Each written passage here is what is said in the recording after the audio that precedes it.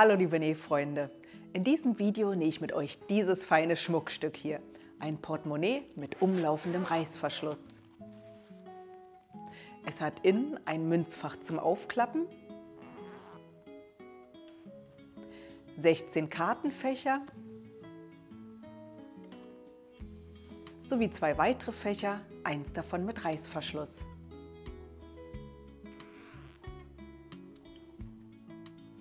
Wenn ihr wollt, könnt ihr auch diese kleine Version hier nähen. Diese ist perfekt, um beim abendlichen Ausgehen das Nötigste beisammen zu haben. Die Besonderheit der beiden Portemonnaies ist das Steppmuster, welches durch eine Schaumstoffverstärkung richtig toll zur Geltung kommt.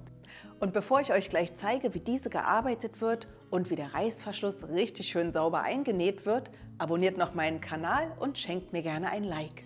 Also bleibt dran!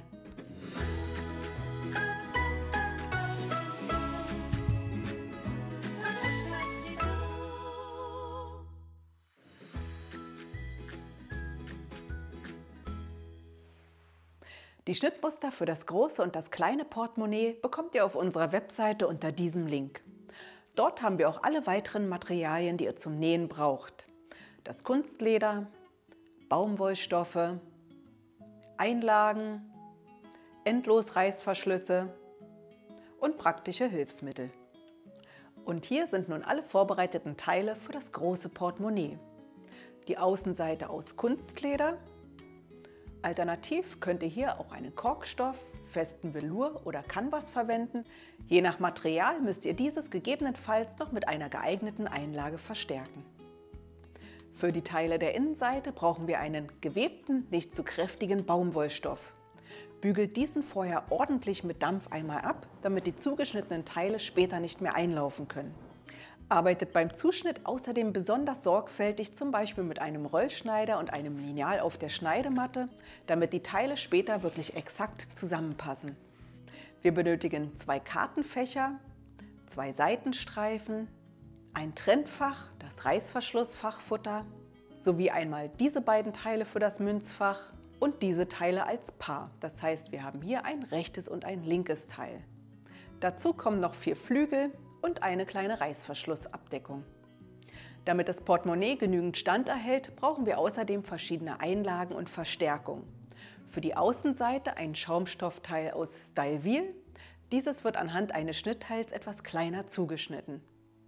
Für die Innenseite werden folgende Teile komplett mit Flieseline H200 verstärkt. Die beiden Kartenfächer, die Seitenstreifen, das Reißverschlussfachfutter sowie die Flügel. Mein Tipp für die Flügel: Schneidet ein ausreichend großes Stück Stoff zu, verstärkt dieses mit Einlage und schneidet erst dann die Flügel heraus.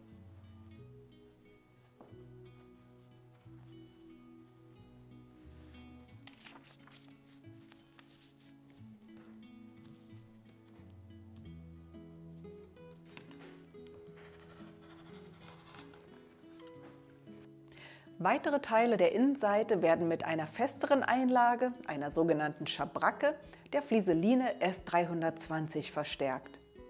Diese wird anhand separater Schnittteile etwas kleiner zugeschnitten, damit die Nähte nicht so dick werden. Einmal für das Trennfach sowie für die Teile des Münzfachs. Dieser Bereich wird mit der dünneren Flieseline H200 verstärkt. Falls noch nicht geschehen, übertragt jetzt alle Knipse von den Schnittteilen sorgfältig mit kleinen Einschnitten an die Stoffkanten. Kommen wir nun zu den Reißverschlüssen. Wir benötigen Endlosreißverschluss mit einer Plastikspirale. Diese hier ist metallisiert. Bitte verwendet keine Reißverschlüsse mit Metall- oder Plastikzähnchen. Diese sind für dieses Projekt weniger geeignet. Für die Außenseite brauchen wir einen langen, breiten Endlosreißverschluss. Und für die Innenseite 2 kurze, schmale Reißverschlüsse. Bei allen Reißverschlüssen habe ich den Schieber schon aufgefädelt und dafür den praktischen Wondersip verwendet. Hier wird der Schieber umgedreht eingesetzt. Das Band wird ebenfalls umgedreht und im 45-Grad-Winkel eingezogen.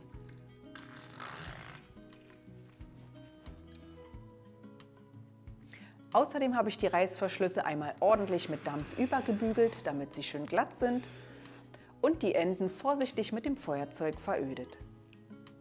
Wenn ihr einen Dekoschieber für die Außenseite verwendet, dann sollte dieser durch eine etwa 1 cm große Stofföffnung passen, so wie diese beiden hier. Bei dieser Variante hier kann das Deko-Element ganz am Ende befestigt werden und der Ring könnte mit einer Zange zu Beginn entfernt und ganz am Ende wieder angebracht werden. Zu guter Letzt brauchen wir noch solche Plastikteile zur Verstärkung. Diese könnt ihr entweder aus einem herkömmlichen Tischset zuschneiden. Als Nähzubehör bekommt ihr es unter dem Begriff Kreativbogen. Das waren jetzt alle Teile für das große Portemonnaie. Die Teile für die kleine Variante sehen so aus. Dieses wird ganz genauso genäht, mit dem Unterschied, dass hier kein weiteres Reißverschlussfach im Inneren ist. Daher könnt ihr diesen Part der Anleitung direkt zu Beginn überspringen. Zwischendurch werde ich euch immer wieder mal zeigen, wie die genähten Teile beim kleinen Portemonnaie aussehen. Zum Nähen lege ich noch bereit ein Allesnähergarn sowie ein etwas stärkeres Ziergarn für die Steppung der Außenseite. Beides ist von Gütermann. Dazu transparentes Pergaminpapier zum Abpausen der Steppnähte. Hier könnt ihr auch Seidenpapier nutzen. Dazu beidseitig klebendes Wondertape. Alternativ geht ein Klebestift gut, sowie ein Markierstift und eine Pinzette. Und jetzt geht's los mit dem Nähen. Beim großen Portemonnaie arbeiten wir also zunächst das extra Reißverschlussfach in den Trenner ein. Hierfür habe ich schon vom Schnittteil die Öffnung für den Reißverschluss auf die linke Stoffseite des Trennfachs übertragen. An die entsprechenden Knipse lege ich rechts auf rechts, also auf die Rückseite, das Reißverschlussfach Futter auf.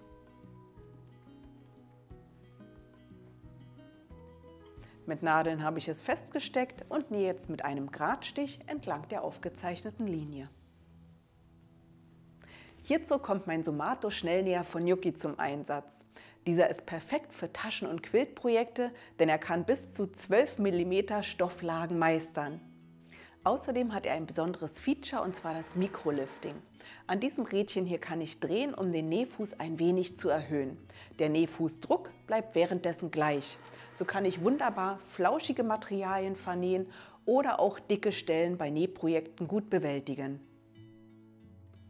Bei Verbindungsnähten wie dieser arbeite ich mit einer Stichlänge von 2,5.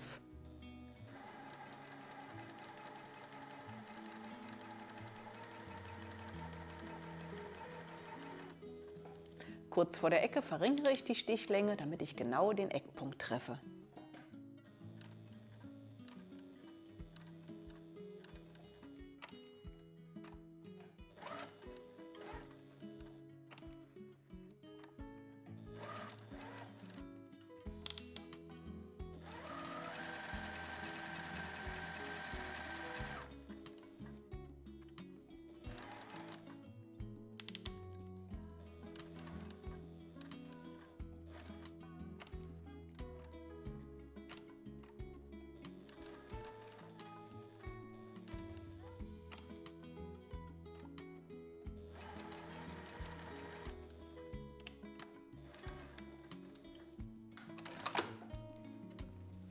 So sieht diese erste Naht aus.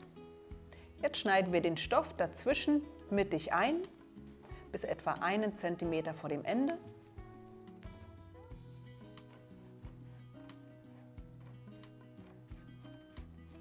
Und hier jeweils vorsichtig schräg bis in die Ecken.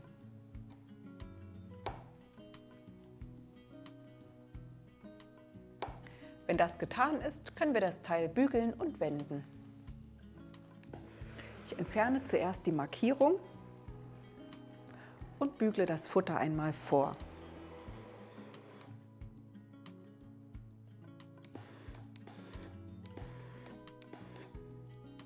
Jetzt wende ich es nach innen.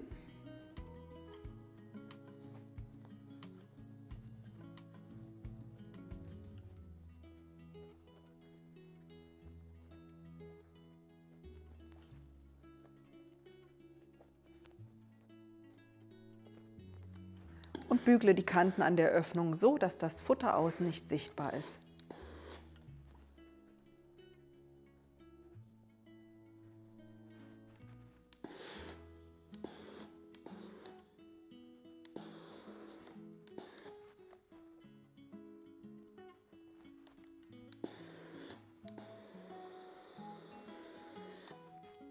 Unter die gebügelte Öffnung wird jetzt der Reißverschluss gelegt, wobei im geschlossenen Zustand der Schieber auf dieser Seite sein sollte.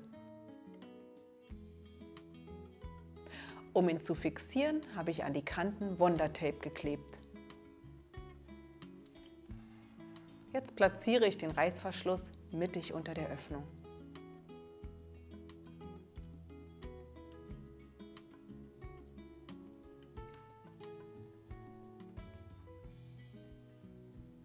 Im nächsten Schritt wird der Reißverschluss rundherum knappkantig mit einem Kantennähfuß angenäht. Ich beginne kurz hinter der Ecke und habe für diese Ziernaht die Stichlänge etwas erhöht.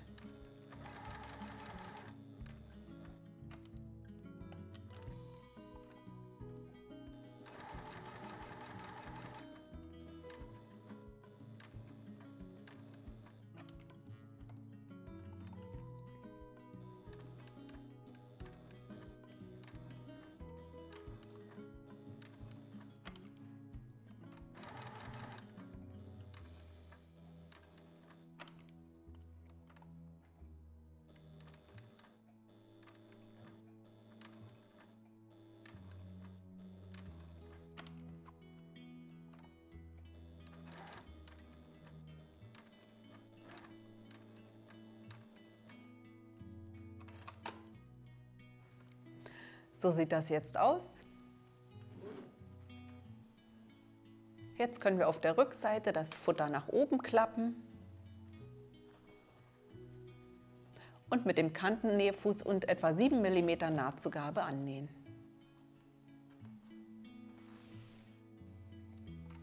Hierfür habe ich meinen Kantennähfuß verschoben, damit er auf der anderen Seite ist.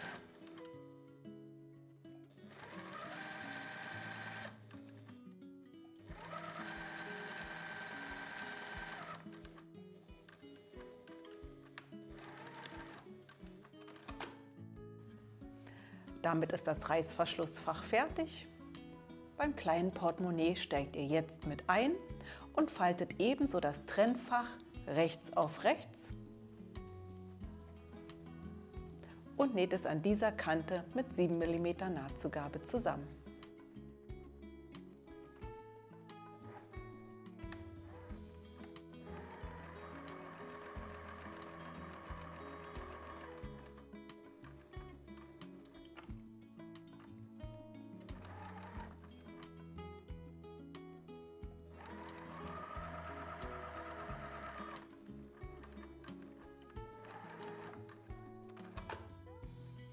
So sieht das Trennfach bei der großen und bei der kleinen Variante jetzt aus. Die Nahtzugabe wird mittig eingeschnitten, das Trennfach gewendet .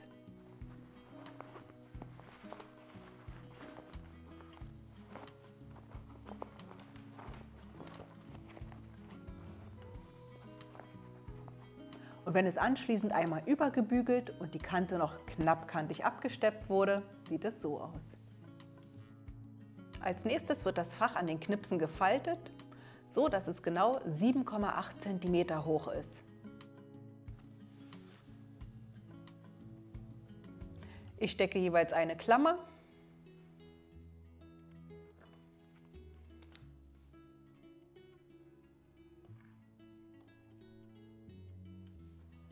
und fixiere die Strecken mit Hilfsnähten. Ich nähe mit 3 mm Nahtzugabe.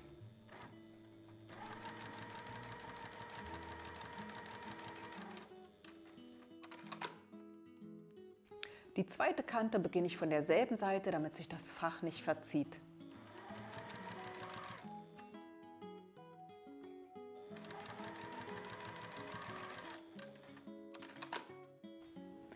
Das fertige Trennfach sieht so aus. Weiter geht's mit dem Münzfach. Dafür benötigen wir diese Teile. Zuerst nähen wir die Reißverschlussabdeckung rechts auf links mit 7 mm Nahtzugabe am Reißverschlussende an.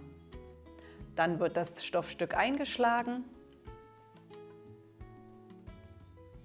herumgeklappt und auf der rechten Reißverschlusshälfte festgesteppt.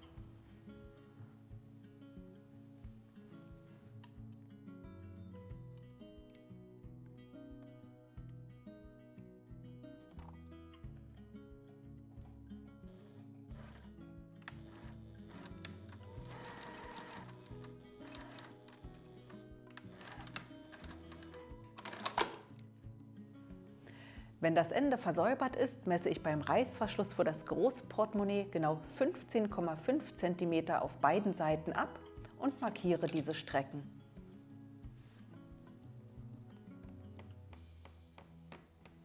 Ich öffne den Reißverschluss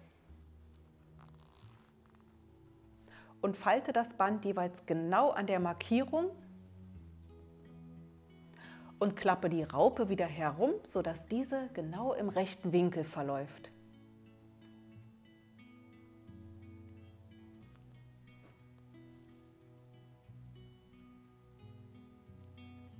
Das fixieren wir jetzt mit einer kurzen Nähmaschinennaht.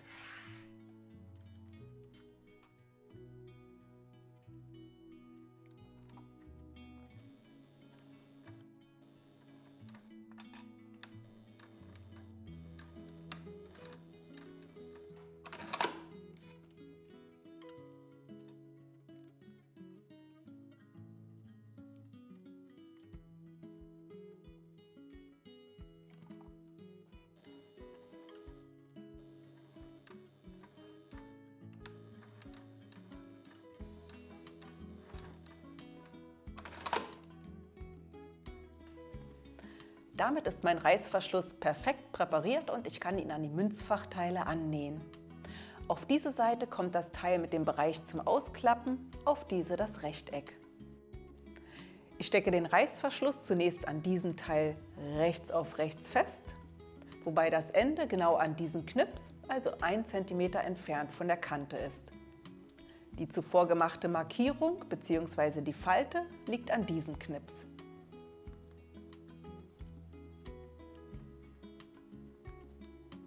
Jetzt nähe ich den Reißverschluss mit dem Kantennähfuß fest. Damit sich am Nahtbeginn der Reißverschluss nicht verschiebt, lege ich als Höhenausgleich ein gefaltetes Stück Stoff unter den Nähfuß.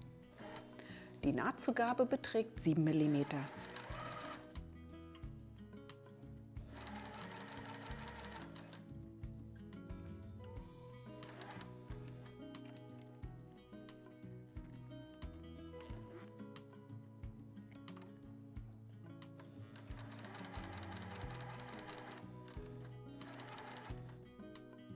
Hier am Ende müssen wir jetzt über die Reißverschlussraupe nähen. Verwendet hier einfach wieder das Stoffstück, um den Nähfuß auszugleichen.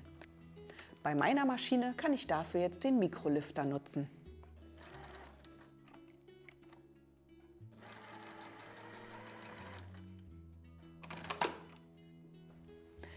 Die erste Fachseite ist angenäht. Jetzt legen wir die zweite entsprechende rechts auf rechts darüber, drehen das Teil um und nähen es beginnend an dieser Kante fest bzw. hier auf der ersten vorhandenen Naht.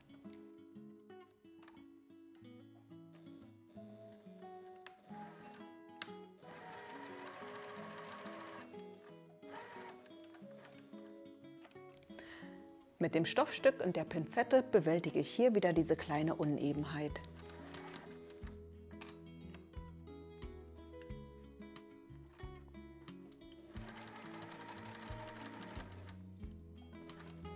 Hier schiebe ich jetzt den Zipper nach hinten.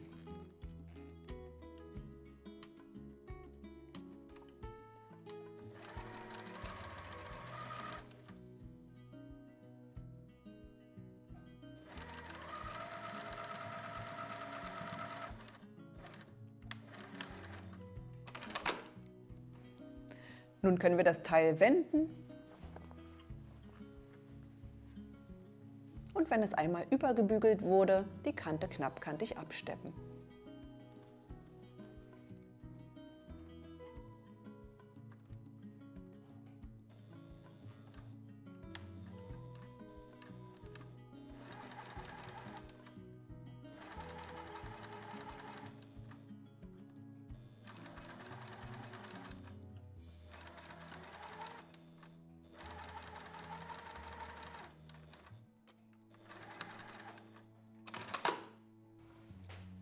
Damit ist die erste Fachhälfte fertig. Die zweite nähen wir auf die gleiche Weise an. Zuerst also den Reißverschluss rechts auf rechts an die eine Seite. Wichtig ist hier, dass die Kanten am Reißverschlussende wirklich exakt auf einer Höhe sind. Dann kommt die zweite Seite rechts auf rechts darüber und wird entlang der ersten Naht angenäht. Die Teile werden links auf links geklappt und wenn die Kante abgesteppt ist, sieht es so aus. Und so die kleine Variante. Bei beiden Varianten geht es jetzt so weiter, dass die Seite des Fachs am Knips gefaltet wird und zwar so, dass hier ein rechter Winkel entsteht und diese Seite jetzt etwa 1 cm kürzer ist wie die andere. Die Strecke nähen wir jetzt knappkantig fest. Um nicht an der dicken Stelle zu beginnen, drehe ich das Teil um und fange unten an.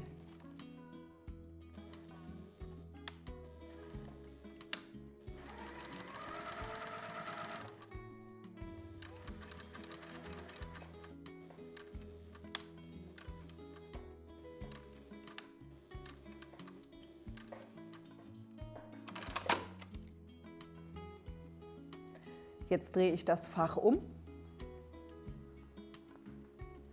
falte den Bereich am nächsten Knips wieder zurück, sodass die Stoffkanten hier auf einer Höhe sind. Von innen stecke ich das fest.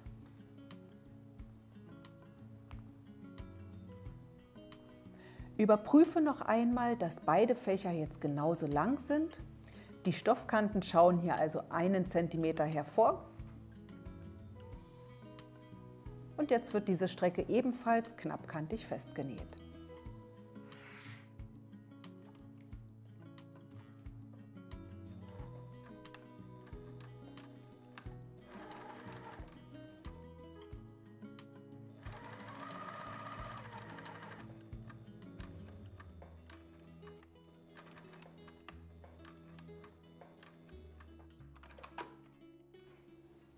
So sieht das Münzfach nun von innen und außen aus. Im nächsten Schritt klappe ich von dieser Hälfte die untere Lage auf die andere Seite um und stecke hier die Kanten bündig aneinander und fixiere das mit einer Hilfsnaht.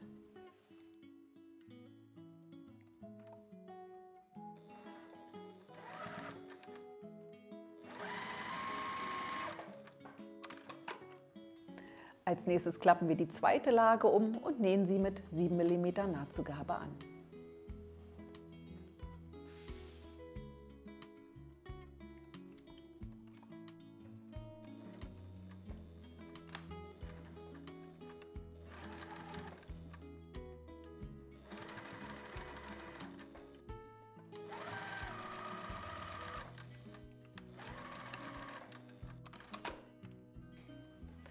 Jetzt ist unser Münzfach bereit zum Wenden.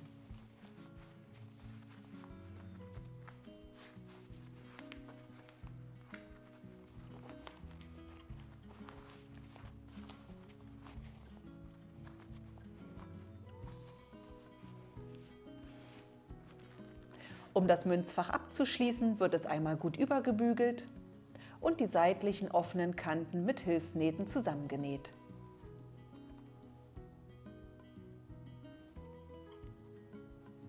Und das Münzfach für die kleine Variante sieht so aus. Wenn ihr exakt gearbeitet habt, ist das Münzfach jetzt genauso hoch wie das Trennfach, und zwar 7,8 cm. Für die weitere Verarbeitung könnt ihr die Kanten beider Trennfächer mit dem Rollschneider ganz vorsichtig begradigen. Weiter geht's mit den 4 Flügeln. Diese werden jeweils mittig rechts auf rechts gefaltet und oben sowie unten mit 7 mm Nahtzugabe zusammengenäht. Wenn das getan ist, wird an der langen Strecke aus der Nahtzugabe hier an der Ecke ein Dreieck herausgeschnitten. An der kurzen Strecke wird die Nahtzugabe an der Ecke eingeknipst. Im nächsten Schritt werden die Flügel gewendet .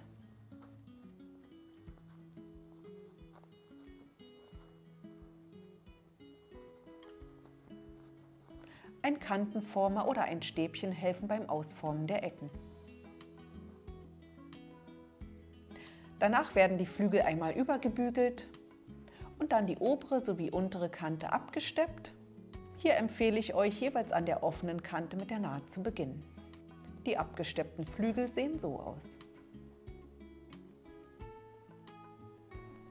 Nun werden die Flügel auf die im Schnittmuster enthaltene Schablone aufgelegt, wobei der Bruch an der gekennzeichneten Seite ist. Und dann wird an der Pfeilmarkierung jeweils oben und unten eine Nadel gesteckt. An diesen Stellen werden jetzt die Trennfächer festgesteckt. Dafür habe ich die Flügel so hingelegt, dass die Brüche jeweils nach außen zeigen. Beim Münzfach ist hier das Reißverschlussende. Dieses lege ich genau an der Nadelmarkierung des Flügels an, falte ihn ganz eng um die Trennfachkante und stecke das mit Klammern fest. Das gleiche mache ich an der anderen Kante. Hier stecke ich nur zuvor den Bereich mit einer Nadel zur Seite. Die Trennfächer sind 2 mm schmaler konstruiert, damit sie nicht aus den Flügeln hervorschauen.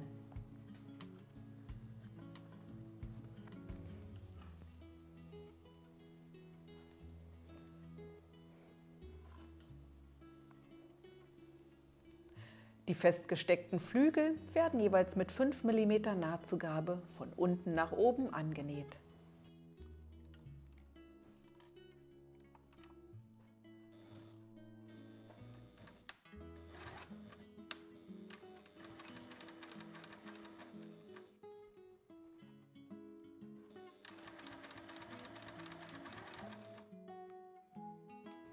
Hier nutze ich die Pinzette, um die Kante schön sauber hineinzustecken.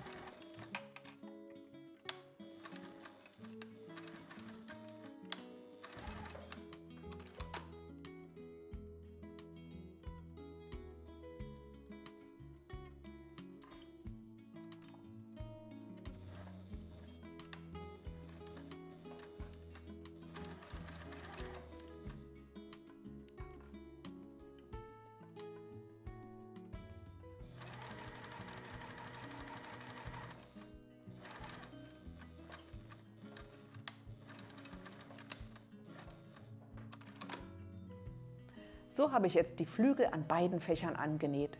Überprüft nun einmal, ob sie an beiden Seiten komplett von der Naht erfasst wurden. Beim kleinen Portemonnaie sehen die Trennfächer mit Flügeln entsprechend so aus. Als nächstes bügeln wir die Kartenfächer. Legt euch dafür das Schnittteil und die Schablone bereit. Das fertig gebügelte Kartenfach hat beim großen Portemonnaie 4 Fächer, beim kleinen 3. Auf der Rückseite sieht es so aus. Auf dem Schnittteil seht ihr, an welchen Knipsen das Kartenfach gefaltet wird. Der dreieckige Knips markiert die untere Kante. Die ersten seitlichen Knipse sind für die Flügel. Wir beginnen an den darüber liegenden, das Fach nach unten zu falten.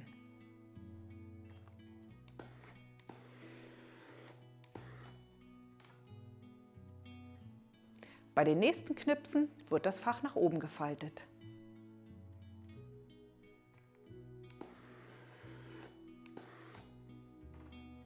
Diese Knipse sind 1 cm über dem Bruch. Hier wird das Fach wieder nach unten gefaltet. Zur Sicherheit messe ich den 1 cm Abstand ab. Achtet darauf, dass die seitlichen Kanten immer bündig liegen und euer Fach nicht schräg wird. Am nächsten Knips geht es wieder nach oben.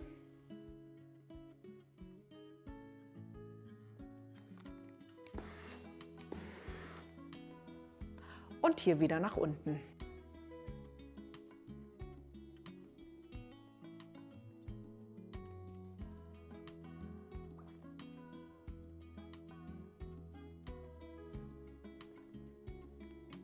Der Abstand beträgt ebenfalls 1 cm.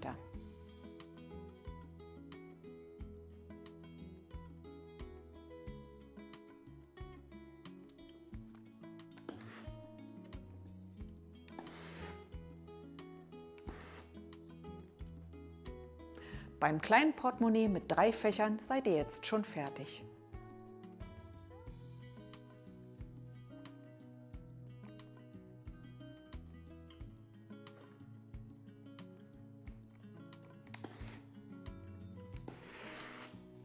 Das letzte Stück wird wieder nach oben gefaltet.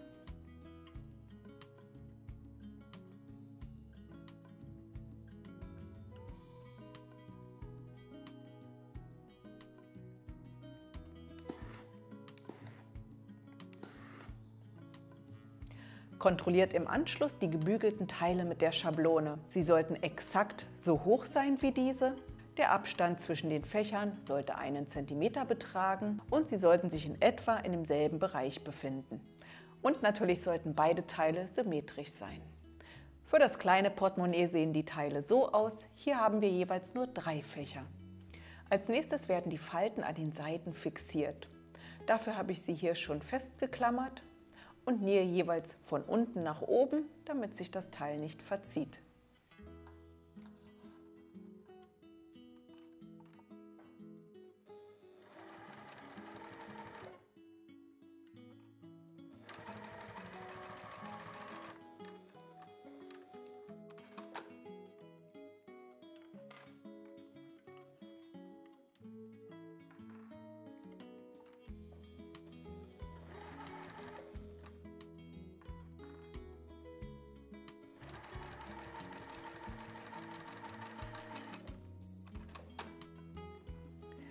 Anschließend werden die Fächer des großen Portemonnaies mit einer Naht mittig unterteilt. Ich zeichne diese von Knips zu Knips bis zur obersten Fachkante auf. Bei der kleinen Version entfällt dieser Schritt.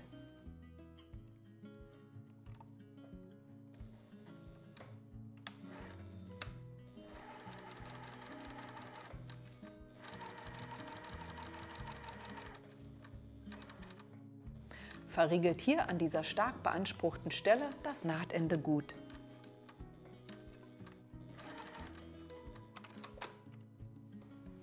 Die beiden vorbereiteten Teile werden an der unteren Kante rechts auf rechts aufeinander gelegt und jeweils an beiden Seiten mit 1,5 cm Nahtzugabe 3 cm lang zusammengenäht.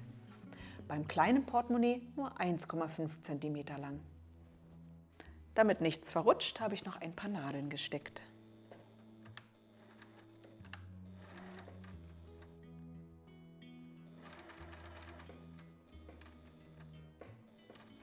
Da durch das offene Stück später das Portemonnaie gewindet wird, ist es wichtig, hier die Nähte gut zu verriegeln.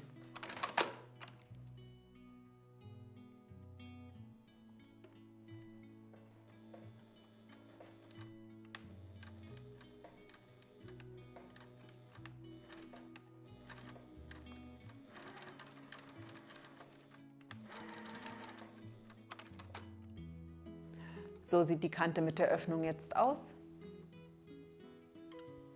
Beim kleinen Portemonnaie so. Nun wird das Kartenteil aufgeklappt, die Nahtzugabe zeigt in eine Richtung und wir können die Trennfächer mit den Flügeln jeweils an den Seiten befestigen. Dafür klappe ich die offenen Flügelkanten auf und stecke diese mit der unteren kurzen Kante jeweils am entsprechenden Flügelknips fest. Die längere Kante des Flügels endet etwa auf Höhe des oberen Kartenfachs. Ebenso stecke ich die andere Seite.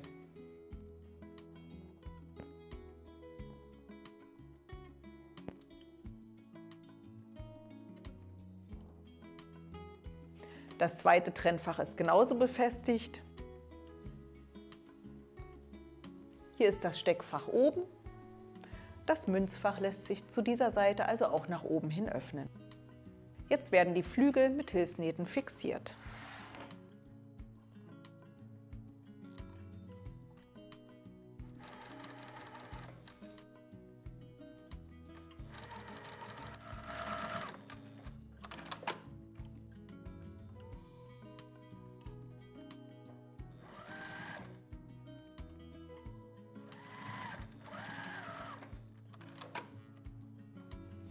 So sieht das Teil jetzt aus, bei der kleinen Variante so. Als nächstes werden bei beiden Varianten rechts und links die Seitenstreifen angenäht. Dafür habe ich diese hier schon rechts auf rechts festgesteckt.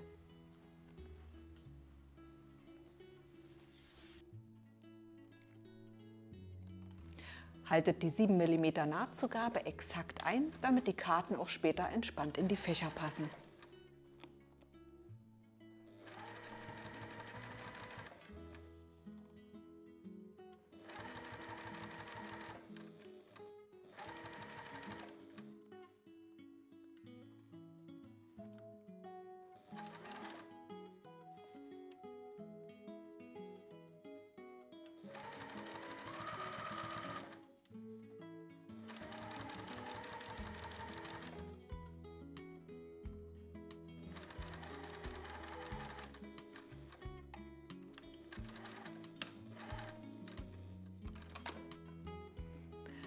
Überprüft nun, ob eine Karte gut in die Fächer hineinpasst.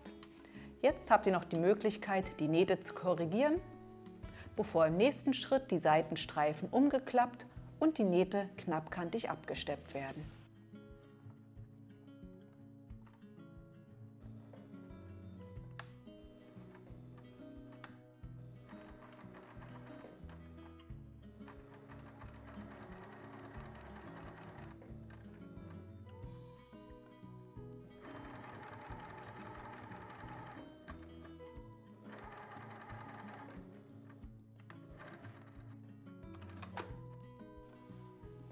Damit ist das Innenleben unseres Portemonnaies fertig. Bei der kleinen Variante sieht es so aus und wir können mit der Außenseite fortfahren. Legt euch hierfür alle Materialien zur Vorbereitung der Ziersteppung bereit. Zuerst wird die Style-Wheel-Verstärkung mittig auf der Rückseite der Kunstleder-Außenseite, zum Beispiel mit Wonder-Tape, fixiert. Dafür habe ich dieses an den kurzen Kanten mit jeweils 1 cm Abstand aufgeklebt.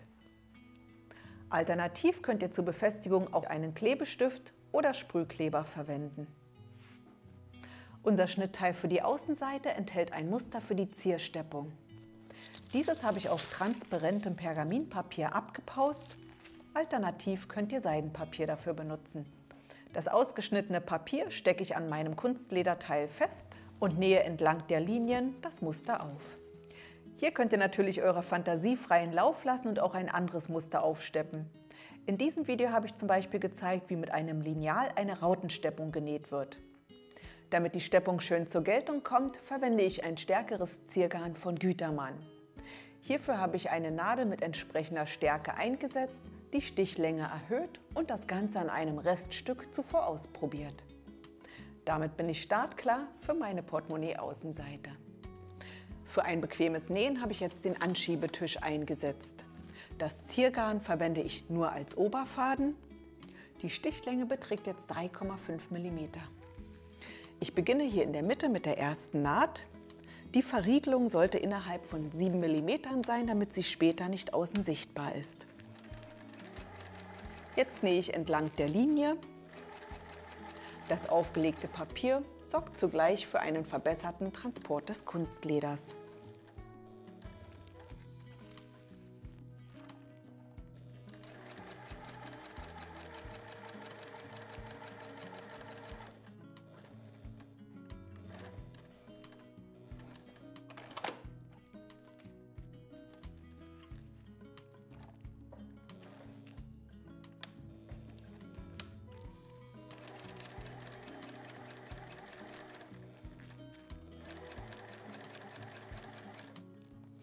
Eine Seite ist fertig, weiter geht's auf der anderen.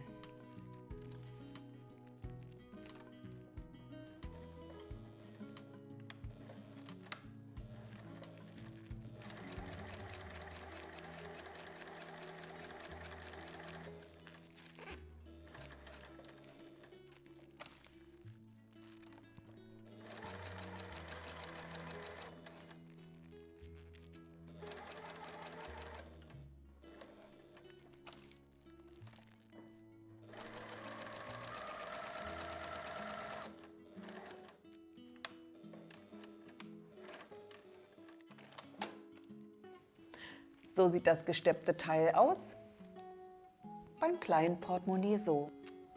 Nun entfernen wir das Papier.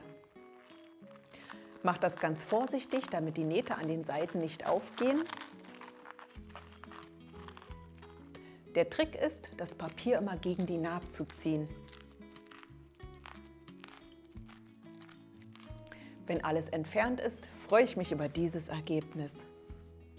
Weiter geht's mit dem Reißverschluss für die Außenseite. Er wird in diese Richtung geschlossen, also ist hier das Ende. Ich drehe den Reißverschluss um und beginne von hier an zu messen. Die erste Strecke beträgt 7 cm. Das markiere ich auf beiden Seiten. Die nächste beim großen Portemonnaie 19 cm, beim kleinen 14.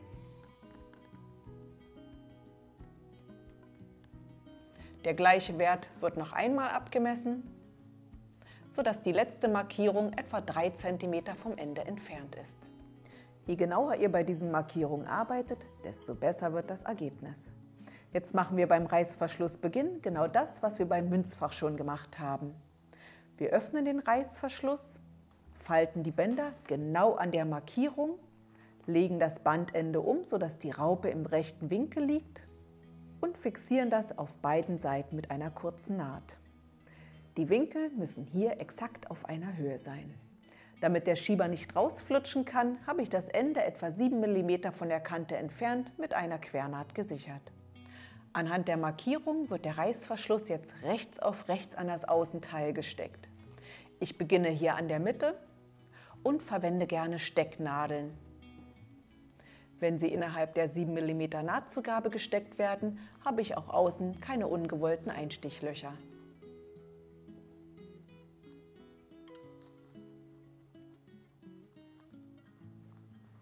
Hier an der Mitte des Portemonnaies kommt die Reißverschlussmarkierung an den äußeren der 3 Knipse.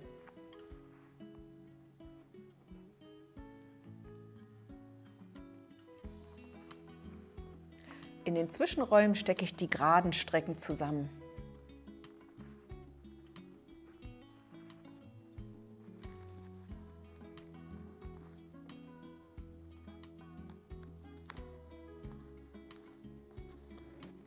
Auf der anderen Seite kommt die Reißverschlussfalte ebenfalls an die äußere der 3 Markierungen.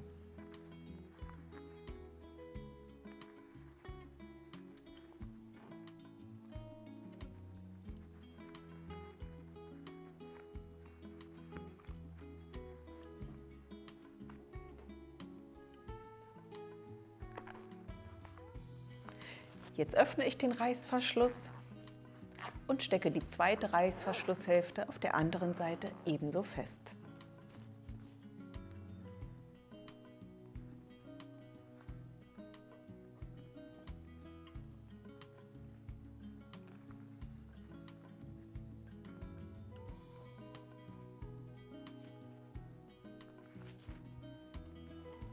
Am Reißverschlussbeginn kommt die Falte ebenfalls an den äußeren Knips.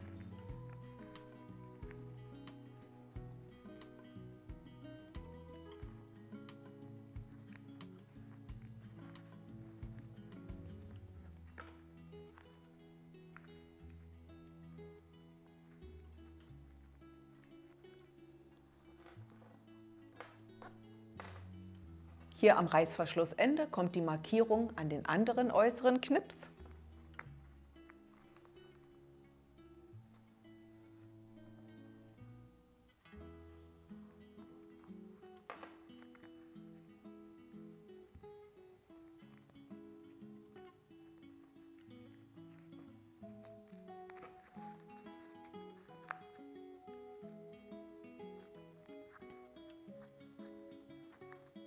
An den geraden Strecken ist der Reißverschluss jetzt festgesteckt.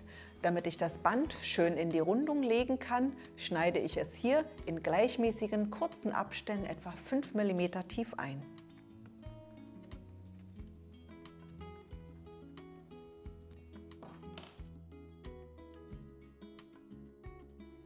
Wenn das an allen 4 Ecken gemacht ist, können wir den Reißverschluss mit dem Kantennähfuß annähen.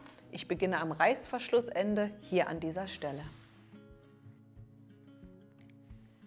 Ich beginne genau an der Markierung und verriegle hier den Nahtbeginn. Die Nahtzugabe beträgt 7 mm. Schaut doch mal, ob ihr bei eurer Maschine die Nadelposition verstellen könnt, damit ihr auf der linken Seite möglichst viel Luft habt.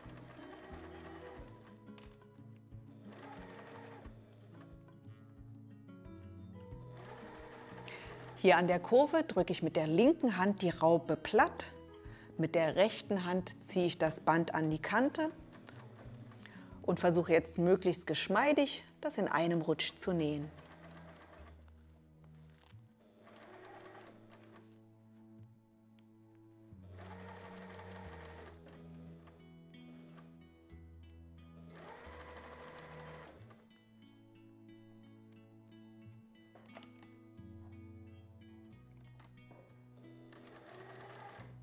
Hier an der Raupe beende ich die Naht.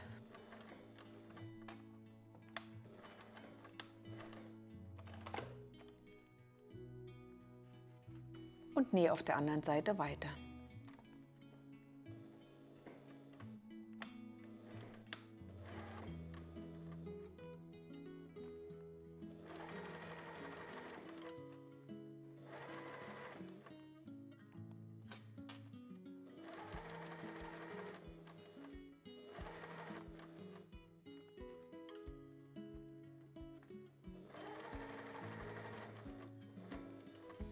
Das Nahtende ist genau wieder am Knips.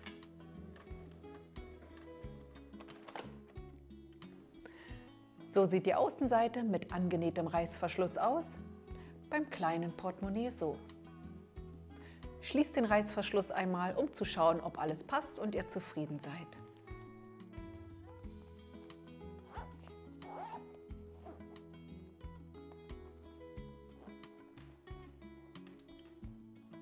Als nächstes wird das vorbereitete Innenteil mit der Außenseite zusammengenäht.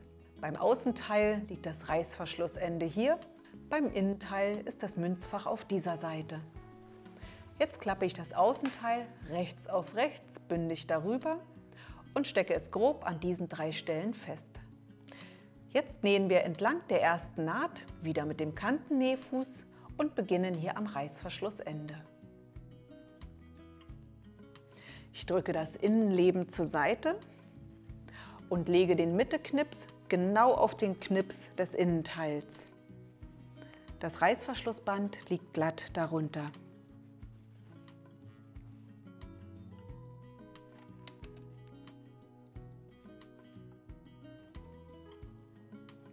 Ich starte genau auf dem Nahtbeginn und verriegle den Anfang gut.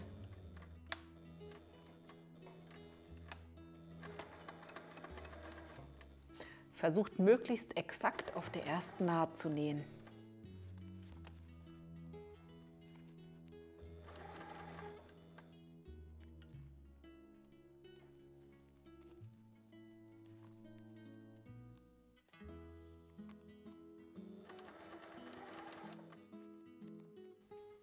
An der Kurve drücke ich die Raupe zur Seite.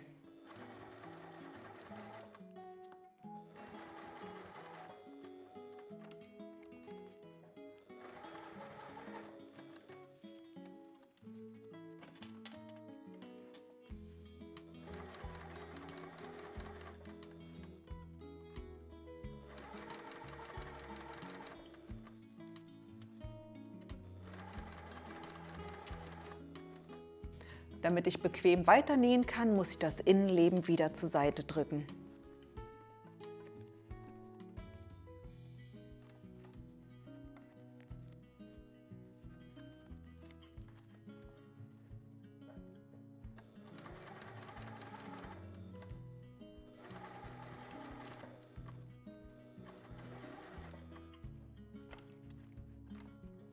Beim Reißverschlussbeginn geht es über beide Raupen drüber.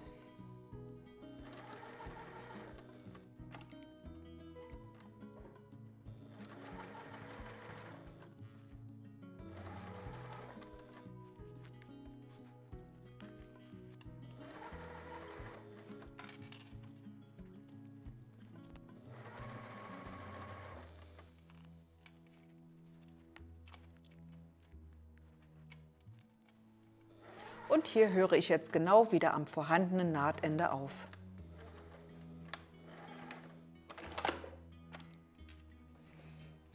Diese Naht haben wir geschafft. Überprüft jetzt einmal auf der Innenseite, ob alles schön glatt ist und keine Falten genäht wurden. Stülpt die Ecken durch die Öffnung einmal um oder wendet im Zweifel auch das ganze Portemonnaie schon einmal.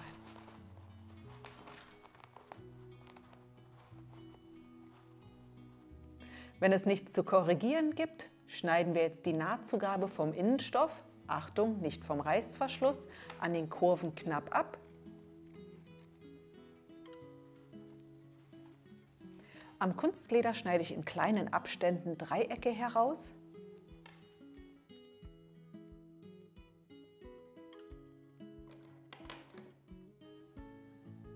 Passt gut auf, dass ihr hierbei nicht in die Naht schneidet.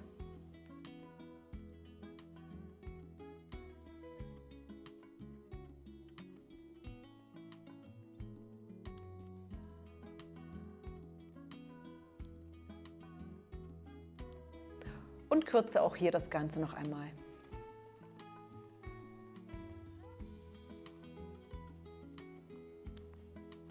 Wenn alle Ecken verschnitten sind, können wir das Portemonnaie wenden. Dafür stecke ich den Schieber hier schon einmal durch die Öffnung.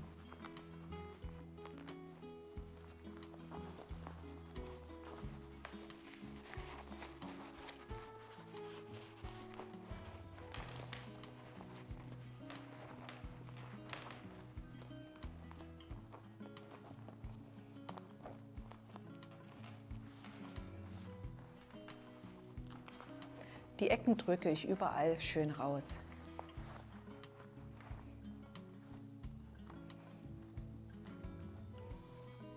Beim kleinen Portemonnaie ist das Wenden durch die engere Öffnung etwas schwieriger.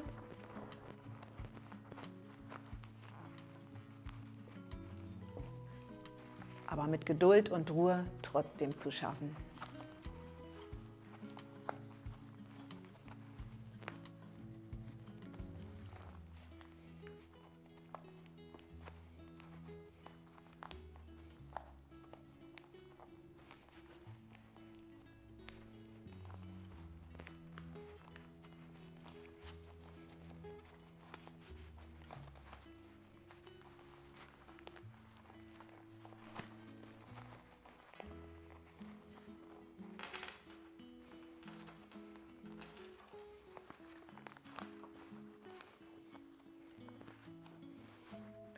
Nun können wir die Plastikverstärkung durch die Öffnung jeweils in eine Seite des Portemonnaies einschieben. Ich platziere sie unterhalb der Nahtzugabe, sodass sie direkt auf dem Kunstleder liegen. Wenn beide Plastikteile eingeschoben sind, schließt einmal das Portemonnaie und schaut, ob ihr zufrieden seid.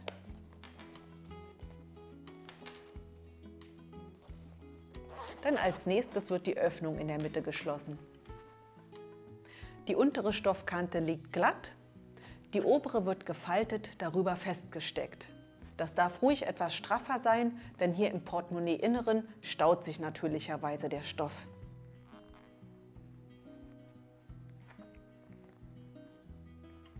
Die Öffnung schließe ich per Hand mit Nadel und Faden mit einem sogenannten Matratzen- bzw. Leiterstich. Der Beginn wird gut verknotet.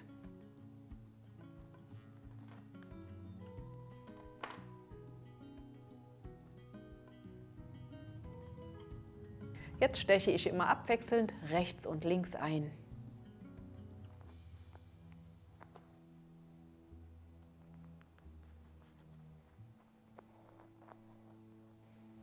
Nach einem Stückchen kann ich die Naht glatt ziehen. Das muss jetzt gar nicht allzu akkurat sein, denn diese Stelle sieht man später sowieso nicht mehr. Jetzt nur noch einmal glatt ziehen und gut verknoten.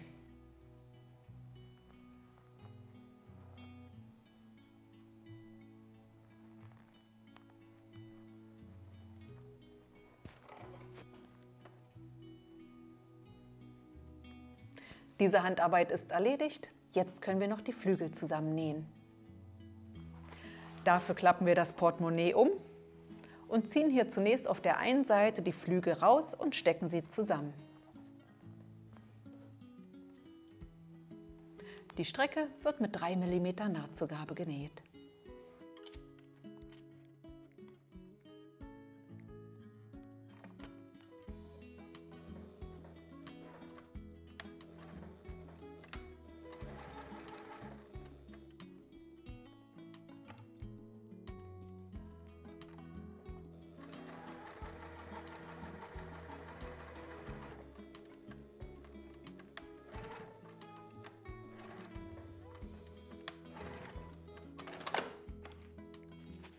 Die zweite Seite ist etwas kniffliger. Hier müsst ihr alles gut zur Seite drücken, aber machbar.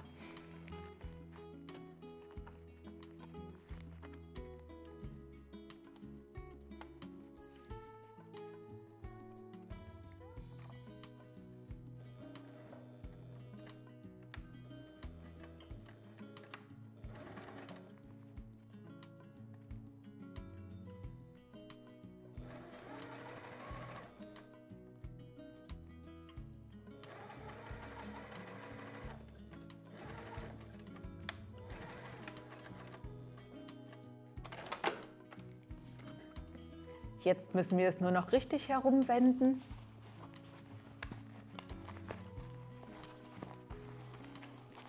Und fertig ist unser Portemonnaie.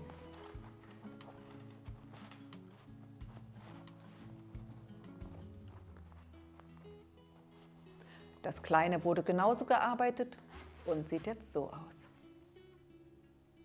Und wie gefallen euch die beiden Schmuckstücke? Seid ihr Team großes oder kleines Portemonnaie? Schreibt es mir gerne in die Kommentare. Und wenn ihr Lust habt, näht euch noch eine passende Tasche dazu für ein tolles Set. Ich wünsche euch viel Spaß beim Nähen und sage Tschüss, bis zum nächsten Nähvideo.